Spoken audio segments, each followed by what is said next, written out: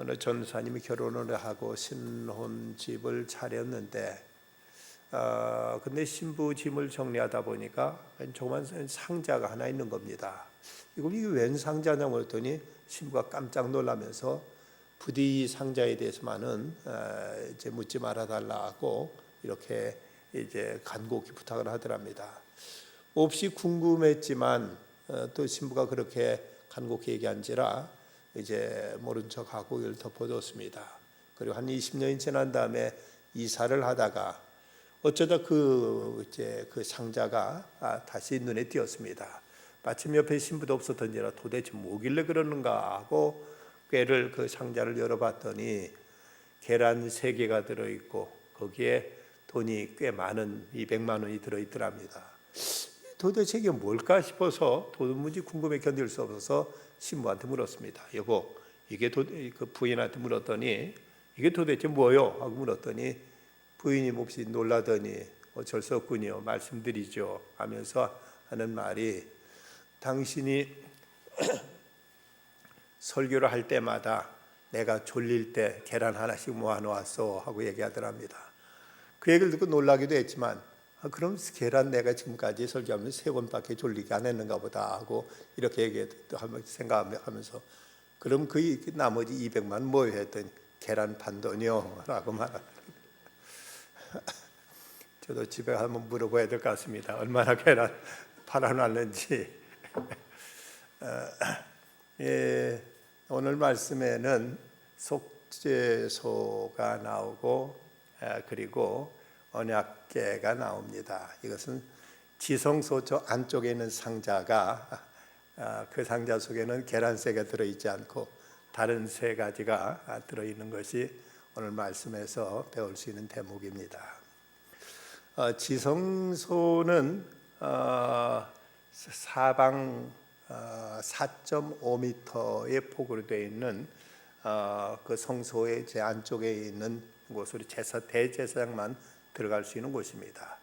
사방 4.5m라면 그 넓이가 우리 그 측량단으로 약 2평 정도밖에 되지 않고 그곳에는 또 이제 그 언약궤, 또 오늘 말씀대로는 증거궤라고 불려지는 궤가 그 안에 놓여 있습니다.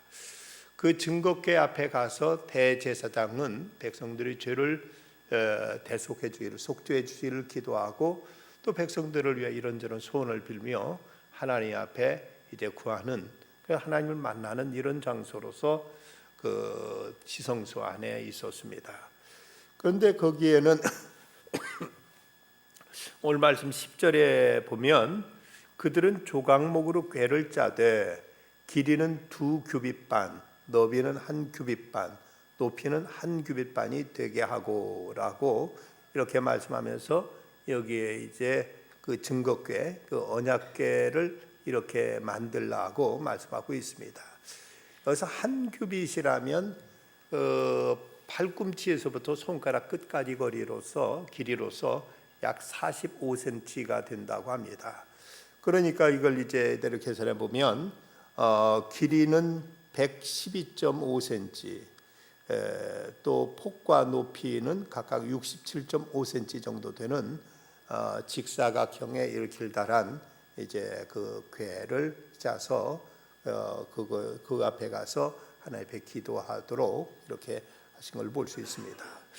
근데 이걸 순금으로 싸되 그 안팎을 싸고 위쪽 가장자리로 돌아가며 금태를 두르라고 이렇게 말씀하고 있는데 여기서 이제 증거궤, 이 언약궤의 역할이 뭔가, 이것이 이제 그 용도가 무엇인가를 우리가 알 필요가 있습니다. 민수기 10장 33절에 보면 그들이 여호와의 산에서 떠나 3일 길을 갈 때 여호와의 언약궤가 그 3일 길에 앞서가며 그들이 쉴 곳을 찾았고, 바로 이제 하나님의 언약궤가 그들 앞에서 앞서갔다고 말씀하신 걸 볼 때 이스라엘 백성들이 이제 그 움직일 때는 반드시 이 제사장들에 의해서 이 언약궤를 메고 앞장서 가고 백성들은 뒤를 따라갔던 것을 보게 됩니다. 이것은 곧 그 백성들을 인도하신 하나님의 어떤 이제 인도의 손길이라고 말할 수 있는 것이죠. 이스라엘 백성들이 애굽에서 나와 가지고 저 가나안을 향해서 갈 때 자기들 마음대로 계산해 가지고 그냥 간 것이 아니라 반드시 하나님의 인도하심 따라서, 하나님의 이끄심 따라서 저들은 움직였던 것을 볼 수가 있습니다. 이것은 곧 오늘 우리들의 성도들의 삶 속에도 우리가 이제 저 천성을 향해 걸어가는, 천성에 가는 하는 순례자들로서 우리는 세상에서 나아갈 때 무엇을 하든지 어떤 일을 하든지 하나님의 인도하심을 따라서 살아가야 된다 하는 사실을 우리에게 이제 암시하고 있습니다. 이스라엘 백성들이 언약궤가 움직이는 대로 그들이 행했다면 우리들도 하나님이 우리에게 말씀하신 그 말씀을 쫓아서 하나님의 인도하심 따라가는 이런 자세가 필요한 것이죠.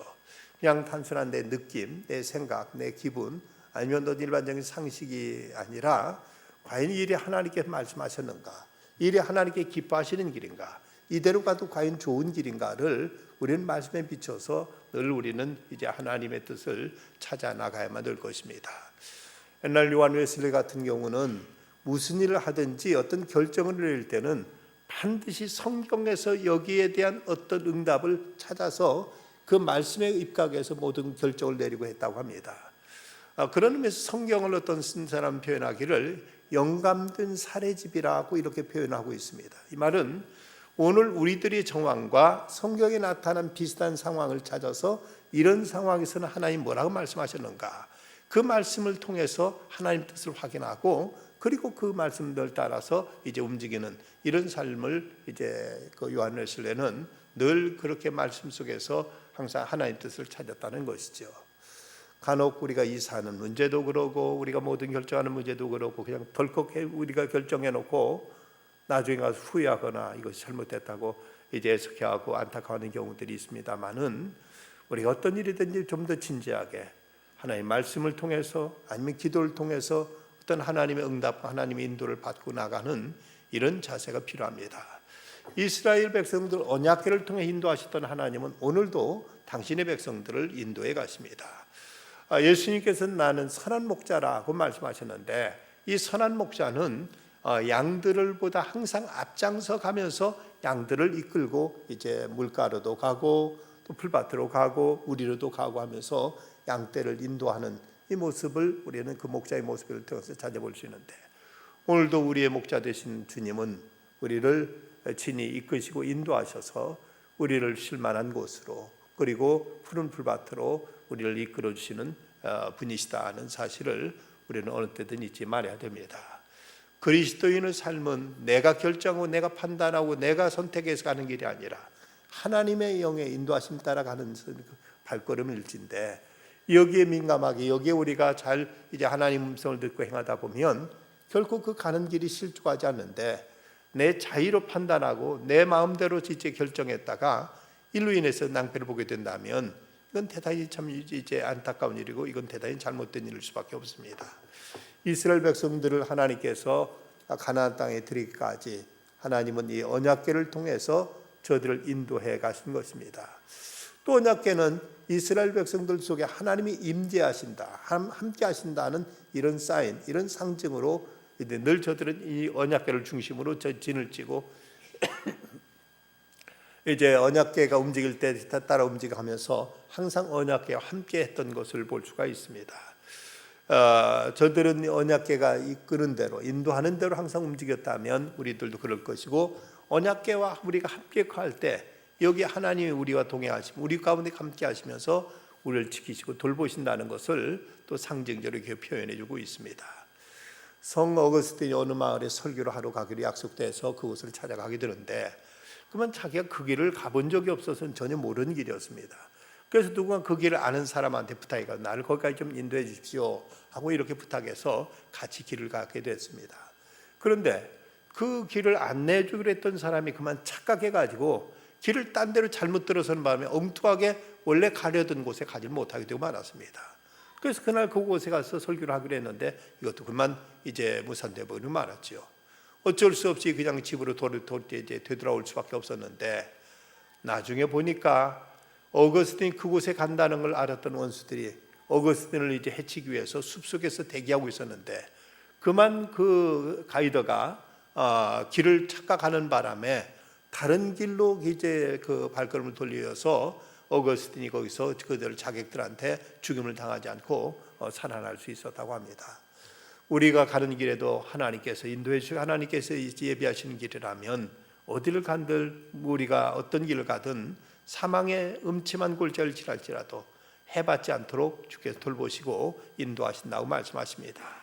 그런가 하면 이제 하나님이 임재하시기 때문에 저들을 승리로 이끌어 주시는 하나님의 능력이 이 언약궤 가운데 나타내서를 보게 됩니다.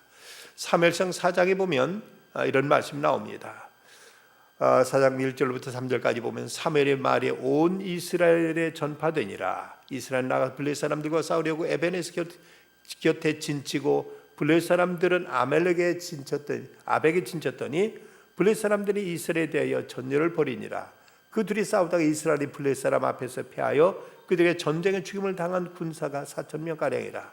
백성이 진영으로 돌아오매 이스라엘 장로들이 이르되 여호와께서 어째 우리에게 오늘 블레셋 사람들 앞에 패하게 하셨는고 여호와의 언약궤를 실로에서 우리에게로 가져다가 우리 중에 있게 하여 그것으로 우리를 우리 원수들의 손에서 구원하게 하자 하니.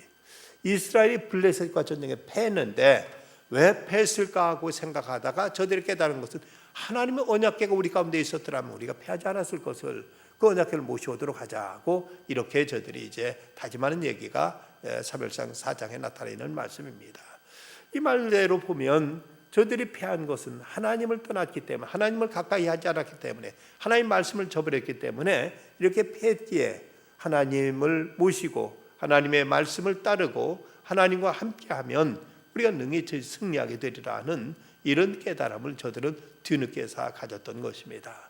오늘 우리들이 패하고 실패했다면 이 이유가 어디에 있는가? 내 자유로 내 마음대로 행하다가 실패한 것은 아니지. 인정 우리가 하나님이 명하시는 대로 하나님과 동행하며 나간다면 어떤 길에도 하나님은 우리에게 승리를 안겨주실 터인데 그 하나님을 우리가 저버리고 하나님을 물리치고 내 마음대로 행하다가 이런 어려움에 봉착하게 되고 만다는 사실을 우리는 알아야 될 것입니다. 그러면 이 언약궤 속에는 뭐가 들어있는가? 이 언약궤 속에는 달걀 3개가 아니라 3가지 다른 물질이 들어있는데 거기에 대해서 히브리서 9장 4절은 이렇게 우리에게 가르쳐주고 있습니다. 금향로와 사면을 금으로 싼 언약궤가 있고 그 안에 만나를 담은 금 항아리와 아론의 싹난 지팡이와 언약의 돌판들이 있고, 여기서 만나를 담은 금 항아리, 그리고 아론의 싹난 지팡이, 그리고 10여 명을 기록한 돌판이 그 안에 있다고 이렇게 말씀하고 있습니다. 이렇게 하나님 그 언약궤 안에 이런 3가지가 들어있는데 이건 뭘 상징할까? 물론 이거 역사 속에 있었던 이제 실제로 이스라엘 역사 속에 있었던 하나의 그 하나님께서 어떤 계시의 방편으로 쓰셨던 물건들입니다. 그 중에 이제 첫 번째는 만나인데, 만나는 이스라엘 백성들이 애굽에서 나와 가지고 광야를 지나던데 이 광야는 농사를 지을 수도 없는 곳이고 곡식을 살 수도 없는 곳입니다. 그 허벌판을 저들이 지나던 저들에게 먹을 것이 없어 고생하고 힘들어하자 하나님께 하늘 양식을 비처럼 내려주신 것. 여러분 한번 상상해 보면 하늘에서 하얀 것이 떨어져서 온 땅을 다 덮었는데, 눈처럼 덮였는데 이것이 먹을 양식이었다. 이것이 가시 같고 그것은 꿀과 기름에 튀긴 것과 같았다, 과자와 같았다 하고 이렇게 성경에 말씀하고 있습니다. 이런 양식이 하늘로부터 떨어져서 온 들판에 이제 이것이 쭉 떨어졌을 때 얼마나 신기하고 저들은 놀랍고 이걸 얼마나 저들은 이제 달게 고맙게 감사하게 이걸 먹었겠습니까? 그런데 이것이 그대로 이스라엘 백성 끝까지 하나님께 감사히 먹었더니 오직 좋았겠습니까마는 저들은 점점 여기에 대해서 불평이 나오기 시작합니다. 민수기 11장 4절 이후의 말씀 보면 그들 중에 섞여 사는 다른 인종들이 탐욕을 품음에 이스라엘 자손도 다시 울며 이르되 누가 우리에게 고기를 줘 먹게 하랴? 우리가 애굽에 있을 때 값없이 생선과 오이와 참외와 부추와 파와 마늘들을 먹은 걸 생각하거늘 이제 우리 기력이 다 이 만나 외에는 보이는 것이 아무것도 없도다 하면서 하나님 우리에게 왜 만나밖에 안 주십니까? 하고 원망하고 불평하기 시작합니다. 그들은 마침내 하나님을 대적하기까지 하게 되는데 민수기 21장 5절 6절 보면 백성이 하나님과 모세를 원망하여 어찌하여 원래 애굽에서 인도해내어 이 광야에서 죽게 하는가? 이곳에 먹을 것도 없고 물도 없도다. 우리 마음이 하찮은 음식을 싫어하노라 하며 여호와께서 불뱀들을 백성 중에 보내어 백성들 물게 하심으로 이스라엘 백성이 죽은 자가 많은지라고 말씀합니다. 하찮은 음식이라고 이렇게 표현하고 있습니다. 참 불경한 표현이지요. 저들이 그것 없었더면 어땠을 겁니까? 광야 전혀 어떤 식량을 구할 수 없는 이런 이제 그야말로 모든 고립무원의 이런 곳에서 하나님께 하늘문을 열으시고 비처럼 양식을 내려주셨는데 그것을 고맙게 감사하게 먹기보다는 이제 저들은 원망과 불평에 이제는 완전히 습관화돼 가지고 이 하찮은 음식이라고 이렇게 말하고 있습니다. 이런 이제 저들의 이 불경한 태도, 하나님의 감사할 줄 모르는 모습들, 이런 모습이 바로 이 언약궤 속에 들어있는 만나를 통해서 저들의 죄의 하나의 증거들이 그 안에 지금 담겨 있는 것입니다. 이걸 보면 인간의 마음속에 하나님의 은혜를 입고 살면서도 은혜를 깨닫지 못하고 원망하며 불평하며 사는 인간들의 모습이 얼마나 많은가. 이것이 얼마나 하나님을 섭섭하게 하고 하나님을 마음 아프게 하는가. 멕시코에 가면 어느 곳에는 그 온천물이 나오는데 그 옆으로는 또 차가운 시냇물이 또 흐른답니다. 그래서 동네 아낙네들이 빨래를 갖다 뜨거운 그 물에 이제 이것을 빨아가지고 찬물에 헹궈서 빨래를 하기 아주 좋은 이런 곳이 있다고 합니다. 그런데 여러분 그런 곳이 있다면 얼마나 좋겠습니까? 빨래하기가 뜨거운 물이 있어서 거기다 이제 물을 빨래를 담가가지고 빨래를 한 다음에 옆에 시원하게 흐른 물로 빨래를 살살 이제 흔들어서 씻어서 건져오면 얼마나 좋을 텐데, 그런데 거기 사람들은 하는 말이 왜 비누는 안 줘서 왜 비누는 안 줘서 이렇게 힘들게 하냐고 또 불평하고 원망한다는 것이지요. 이런 거 보면 참 인간의 그 탐욕이 한이 없습니다. 아무리 주셔도 고마운 줄 모르게 되면은 이제 거기에 대한 하나님의 무서운 징계가 따를 수밖에 없는 것이지요. 어느 가정에서는 개구쟁이 아이가 신발을 한 켤레를 사주면 불과 얼마 못 가서 또 떨어뜨리고 하는 걸 아주 부모가 속상해하니까 그 모습은 어떤 사람이 이렇게 말하더랍니다. 내게는 1년에 신발을 10켤레라도 떨어뜨릴 수 있는 자식이 있으면 한이 없겠다고. 뭔 얘기냐 했더니 지난해 교통사고로 죽었다고. 그래서 아이는 더 이상 신발을 떨어뜨릴 일도 없는데 신발을 떨어뜨릴 수 있는 아이만 있어도 얼마나 좋겠느냐고 이렇게 한탄하더라는 것입니다. 우리가 지금 원망하고 불평하는 것들로 조금만 돌려 생각하면 감사할 조건들로 바뀌어질 수가 있습니다. 주신 것은 당연하고 뭔가 내 조금만 부족하다 싶으면 이것을 원망하고 이제 하나님 앞에 섭섭한 감정을 터뜨리는 이런 인간의 모습들을 잊지 않게 하기 위해서 바로 그 언약궤 속에 지금 이 만나를 넣어놓고 증거로 삼으라고 말씀하십니다. 두 번째 들어있는 것은 아론의 쌍난 지팡이였습니다. 이 쌍난 지팡이에 민수기 16장에 보면 1절과 2절에 레위 증손 고핫의 손자 이스라엘의 아들 고라와 르벤 자손 엘리압의 아들 다단과 아비람과 벨렛의 아들 온이 당을 짓고 이스라엘 자손 총에서 택함 받은 자 곧 회중 가운데 이름 있는 지휘관 250명과 함께 일어나서 모세를 거스르니라.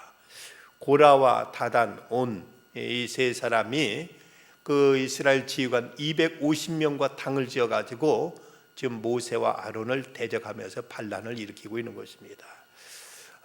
이제 그들의 모세를 대적하면서 너만 하나님이 세우느냐, 우리들 왜 못하냐 하면서 이렇게 나서서 대들고 이제 거기에 대해서 어떤 반란을 꾀하자 하나님께서 말씀하십니다.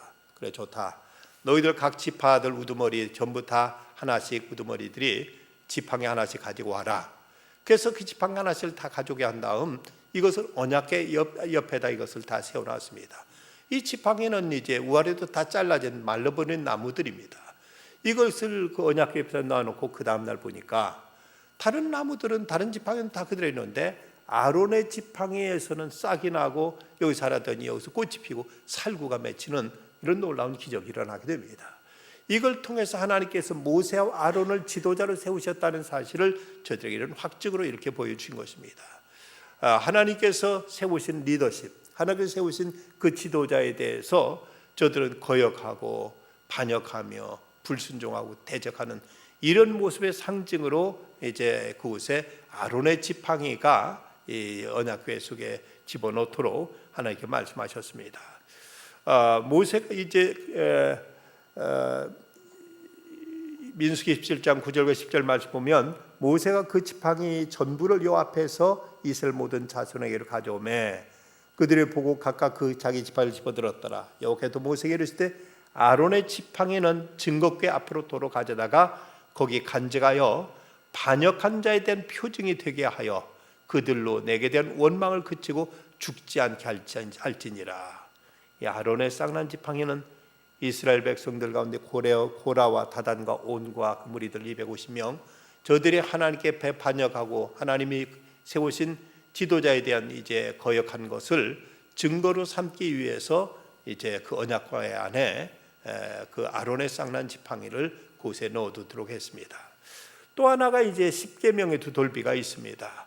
이곳에는 이제 하나님께서 저들에게 이제 돌판을 거기다 넣어놓게 하셨는데 출애굽기 32장 19절 20절에 보면 진에 가까이 이르러 그 송아지와 그 춤추는 것들을 보고 크게 노하여 손에서 그 판들을 산 아래 던져 깨뜨리니라. 모세가 그들이 만든 송아지를 가져다가 불살라가 부수어 가루를 만들어 물에 뿌려 이스라엘 자손에게 마시게 하니라. 모세가 산에 가서 하나님 말씀 하나님께서 주신 이제 십계명 돌벼를 가지고 내려오는데 근데 저 산 밑에 보니까 이스라엘 백성들이 금송아지를 만들어 놓고 그 앞에서 춤추고 먹고 마시고 뛰어놀고 완전 우상 숭배에 빠져 있는 것입니다. 그저 모세가 그걸 보고 화를 내면서 그 돌판을 저들에게 던져서 깨버렸습니다. 그러자 이제 그 후에 31장에 보면 모세가 이 율법의 말씀을 다 책에 써서 마친 후에 모세가 여호와의 언약궤를 매는 레위 사람에게 명령하여 이르되 이 율법책을 가져다가 너희 하나님 여호와의 언약궤 곁에 두어 너에게 증거가 되게 하라. 내가 너희가 반역함과 목이 곧은 것을 아나니 오늘 내가 살아서 너희와 함께해서 너희가 여호와를 거역하였거든 하물며 내가 죽은 후에 이르리라.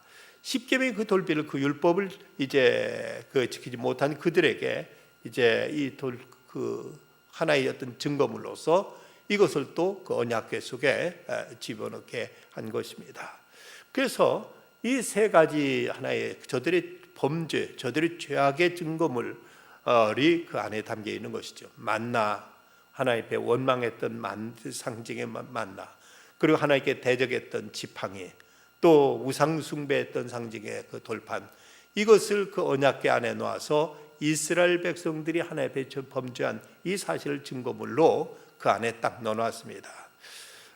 이것은 이제 저들이 하나님의 율법을 거스린, 깨뜨린 죄요, 또 하나님이 세우신 권위에 대적한 죄요, 또 하나님의 축복을 불평하고 원망했던 이런 죄의 하나의 어떤 상징물로서 언약궤 안에 그대로 담겨서 이스라엘의 죄가 그곳에 그대로 들어 있었던 것입니다.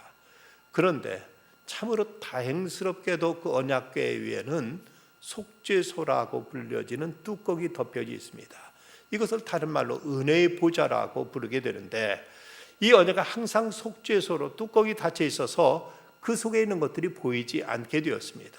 그리고 그 언약궤 이제 그 위에 있는 속죄소에는 대제사장이 그곳에 양의 피를 뿌려서 피로 그 외가 이제 덮여 있게 된 것입니다.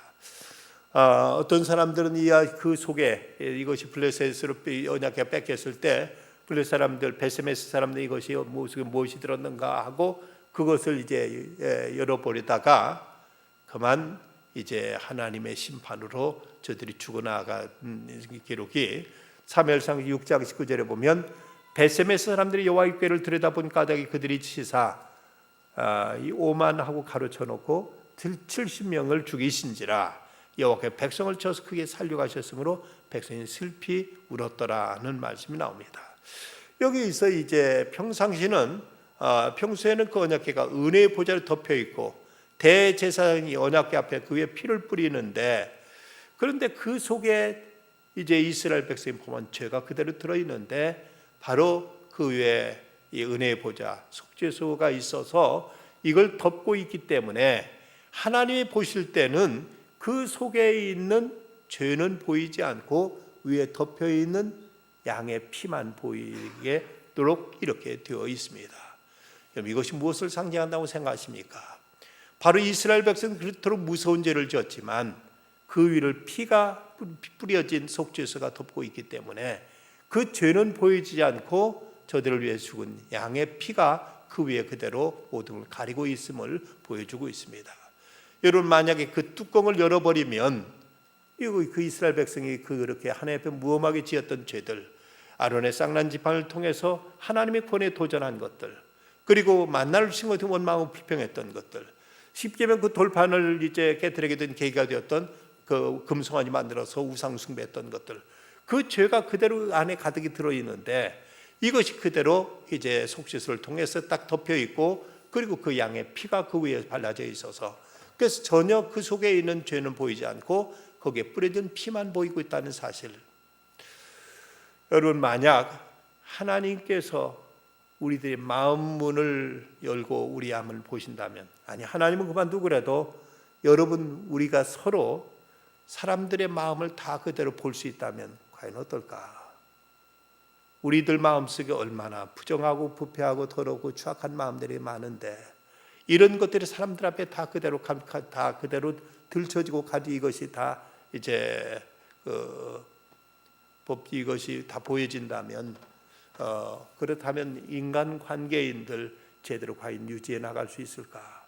서로 모든 것이 다 가려진 상태는 웃고 친절한 말하고 이제 난 당신 좋아한다 하고 별별 수를 타면서 이제 아주 가까운 데 얘기하지만 그 속에는 저 사람을 향한 어떤 미움도, 어떤 그 이제 속이려는 마음도, 여러 가지 거짓된 마음들도, 여러 가지 아주 추한 생각들도 다 우리 안에 담겨 있는데, 이런 것들이 가려져 있지 않고 이런 것들이 다 그대로 들춰질 때 과연 얼마나 우리들의 볼성사나운 일들이 일어나겠는가? 하물며 저 거룩하신 하나님께서 우리들을 보실 때 우리들의 모습은 과연 어떠겠습니까? 참으로 그 하나님의 불꽃 같은 눈앞에서 살아남을 자가 아무도 없을 것입니다. 그런데 참으로 감사하게도 그 뚜껑이 덮여 있고 그 위에 양의 피가 발라져 있다는 것입니다.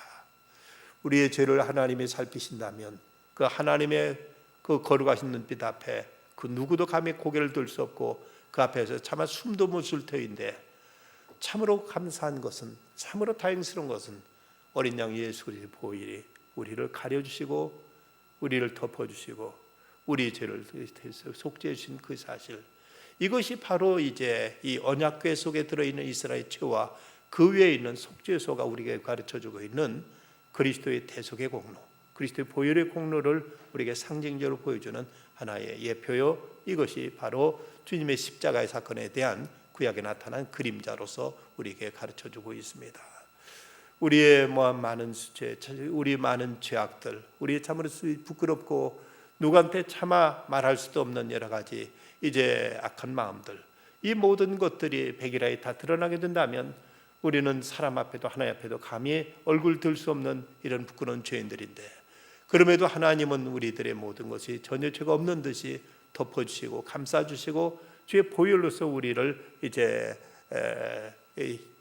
그 속죄소에 그 보혈로 우리를 가려주시기에 우리는 감히 하나님 앞에 아버지라고 부를 수 있고 하나님을 모시고 하나님 은총 안에서 하나님과 화목해 되는 이 은혜와 이 자비를 우리는 이제 덧입게 되었다는 사실을 이 언약궤와 속죄소는 우리에게 이것을 가르쳐주고 있는 것입니다. 어떤 신부님이 자기 교구의 교인 가운데 한 명이 하나님께로부터 특별한 은사를 받아서 그가 기도하면 과거나 현재나 미래 일까지도 다 알 수 있다는 이런 특별한 은사를 받았다는 소식을 듣고 조용하게 그 신도를 찾아갔습니다. 그리고 그런 은사를 받았는가 이렇게 사실인지 물었습니다. 그랬더니 사실 그렇습니다. 하나님께 제게 특별한 은사를 주셔서 사람의 과거와 현재 미래의 모든 걸 하나님께서 볼 수 있는 영적인 눈을 주셨습니다 라고 이렇게 이제 말하더랍니다. 그냥 그 신부님이 이 신도에게 그 말하기를 자기가 신학교 다니던 때 그때 어떤 참으로 부끄러운 죄를 자기가 지은 적이 있는데 그 문제가 자기가 지금도 괴로워하고 힘들고 있다. 하나님께서 그런 은사를 당신한테 주셨다면 내가 그때 범한 일로 인해 마음이 괴로운데 내가 무슨 죄를 범했는지 한번 하나님 앞에 물어볼 수 있겠느냐고 이렇게 이제 그 신도한테 부탁을 했습니다. 그러나 며칠 날까지 기도하고 그 얘기를 이제 들려주기로 서로 약속을 헤어졌습니다. 약속한 날 다시 만나서 어떻게 그 문제 가지고 한번 기도해 보셨습니까? 하고 물었습니다. 그랬더니 기도해봤다 하고 대답합니다. 그러면 하나님이 옛날 내가 어떤 죄를 범했다고 말씀하십니까? 하고 물었더니 이 사람이 대답하는 말이 하나님이 다 잊어보셨다고 합니다 라고 대답하더랍니다. 우리의 부끄러운 죄악, 지난날의 잘못들, 허물들, 이걸 하나님 낱낱이 기억하고 계신다면, 또 지금도 이걸 지켜보고 계신다면 그 하나님 앞에 무슨 낯으로 우리가 나와서 하나님 앞에 예배할 것이며, 하나님 앞에 무슨 염치로 무엇을 달라고 기도할 것이며, 하나님 앞에 무슨 이제 배짱으로 하나님을 아버지라고 부를 자격이 있겠습니까? 아무것도 우리가 하나님 앞에 내놓을 것이 없고, 하나님 앞에 무엇도 우리는 어떤 이유로도 이제 하나님 앞에 달라고 할 그런 말도 꺼낼 수 없는 우리지만, 예수님의 보혈 때문에, 그리스도의 속죄 때문에, 주님의 피 흘리심 때문에 우리들 모든 것이 덮여졌고 가려졌고 전혀 아무 짓도 짓지 않은 것처럼 하나님은 우리를 이렇게 맞아주시고, 그리고 우리들의 기도를 들어주시고, 우리를 주님은 사랑으로 감싸주시고 은혜로 우리를 늘 선대하십니다. 이것이 바로 우리 공로가 아니고 우리의 어떤 이제 선행이 아니고 우리가 의로워서가 아니고 우리가 깨끗해서가 아닙니다.